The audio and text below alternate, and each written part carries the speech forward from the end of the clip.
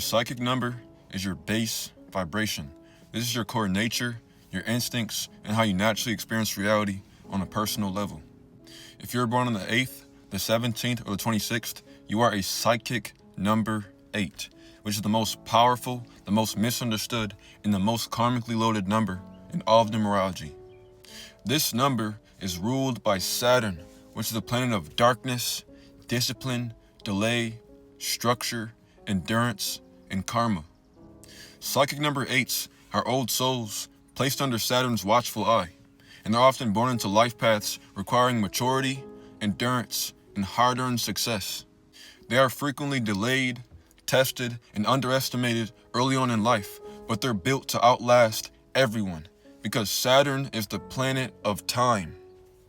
With a mind that thinks in systems, a heart shaped by hardships, and a spirit driven to transform limitation into legacy, 8s are builders of empires, both internally and externally. They often appear serious or distant, but beneath their armor is depth, loyalty, and unwavering inner fire. Some famous psychic number 8s are Michael Jordan, Kanye West, Muhammad Ali, Nicki Minaj, Ariana Grande, Robert De Niro, David Goggins, John D. Rockefeller, Malachi York, Noble Drew Ali, Fard Muhammad, Dr. Sebi, Marcus Garvey, Erykah Badu, Carl Jung, and I'm also a psychic number 8. If you're born on the 8th, you are a pure Saturnian. This is raw, unfiltered 8 energy. This is somebody that is a karmic builder. Life often gives these people harsh lessons early on in life. For example, like rejection, struggle, family issues. They could be suffering with loneliness. The show Naruto does a great job explaining this concept. It's actually funny because the person who created Naruto was born on the 8th. And so that's why he's able to understand pain so well.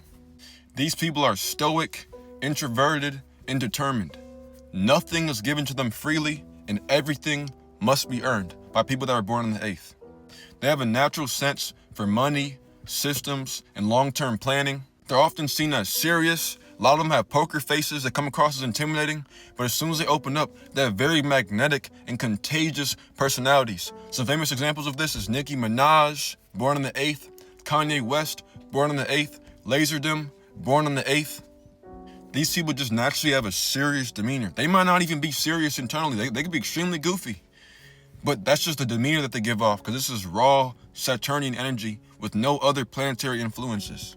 If you're born on the 17th, you are a karmic executive. The 1 in the 17 gives you leadership skills. The 7 gives you spiritual intelligence. And all of this is funneled through Saturn's grounding coming from that 8. This 8 is more analytical and visionary, and they're also able to lead organizations and spiritual systems. Some good examples of this is David Goggins, born on the 17th. He runs an exercising program and a motivational program. Another example of this is Marcus Garvey, also born on the 17th. He led a whole entire political organization for black people. And he actually got kicked out of America and sent and deported back to Jamaica because he was too influential.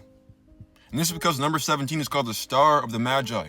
This is the most influential number in all of numerology. The reason why Michael Jordan is so special is not because of the number 23, it's because he's a 17. The number 17 is called the Star of the Magi, or the Star of Ishtar, who's a Sumerian goddess. The Sumerians love the number 17. Another example of this is Muhammad Ali, also born on the 17th. Even though he was a boxer, the world viewed him as a political figure. That's why they always asked him political questions, because he was way bigger than boxing. 17s have the capability to influence the masses because they know how to command, and the 7 in them gives them that ability to communicate to people at a soul level. And then that 8 makes them influential and polarizing. This is a combination of power and intellect, and these people are capable of high positions in law, the government, finance, or some sort of spiritual system. They may come across as distant or overly serious, but their mind is very strategic and morally driven. These people possess a natural authority even when they're silent. Think of people like the actor Robert De Niro, who was born on the 17th, the person who played in the movie Casino. He was the main character. He's not a loud guy, but he was running everything in the casino. And he naturally played that role because he gives off that 17-8 energy. Think of people like Michael Jordan, also born on the 17th. He didn't have to say a word. As soon as he showed up to a place, everybody noticed him. This is the effect that 17s have. They don't have to be outspoken. You can be a quiet 17, but you naturally invoke fear and respect. You guys just have a strong auric field. If you're born on the 26th, you are a responsible power broker. A power broker is somebody who uses influence to sway outcomes. And this is because the number 26 is a combination of the numbers 2, which represents sensitivity, emotional intelligence, and relationships, combined with the number 6, which represents nurturing and responsibility. And all of this is fused with the 8's Saturnian nature, which gives them a guarded or an armored presence. This is the most emotionally aware and people-oriented out of all the psychic number 8s. These people often carry a karmic responsibility for their family or for the community, and they feel driven to protect, build, or fix broken systems. A good example of this is Dr. Malachi Yerk, who was born on my birthday, June 26, who devoted his entire life to the upliftment of black people. He tried his hardest to bring them out of Christianity and out of Islam and out of Hebrew Israelitism and try to connect them back to spirituality. And he spent 30 plus years trying to do this. And now he's in jail for 135 years for some shit that they have no evidence for.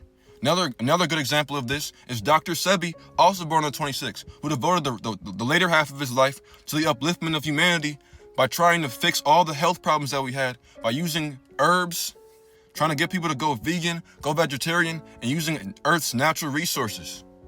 Another good example of this is Mother Teresa, also born on the 26th. She devoted her life to the upliftment of humanity as well by building orphanages and devoting her entire life to people that are needy and underserved. The 26/8s are the more humanitarian type of 8s. We still have a strong desire for power. We still want control. We still want to influence the masses, but we're more conscientious of other people. It's like if we're not doing something to uplift the collective, it's like we have no purpose and life doesn't mean anything. And so whatever 26 born has to do, it has to be directly influencing people or directly helping people, or else you're going to feel like your life doesn't matter. These people may feel burdened by early life obligations, but they go on to become brilliant strategists and team leaders later on in their life. The 26 born 8 is more diplomatic than the 8s born on the 8th or the 17th, and they can excel in real estate, business, or mentorship roles. No matter what type of psychic number 8 that you are, if you are a psychic number 8, you are here to achieve on the material plane, and you are here to influence the masses in some form. Everyone calls the number 8 the number of money.